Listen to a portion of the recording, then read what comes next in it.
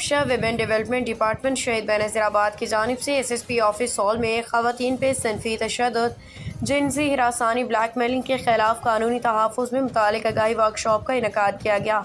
Deputy director Naseem Hassan Mastoi نے خواتین کے لیے دستیاب قانونی سہولیات، دارالعلوم safe houses S O Ps پہ روشنی ڈالی، اداروں کے درمیان مؤثر رابطے کی ضرورت پہ زور دیا۔ سوشل ویلفیئر کے اسسٹنٹ ڈائریکٹر فوزیہ حسن نے کم عمری کی شادی، بچوں کے تحفظ سے متعلق قانون سازی اور چائلڈ پروٹیکشن یونٹ کے کردار پہ گفتگو کی۔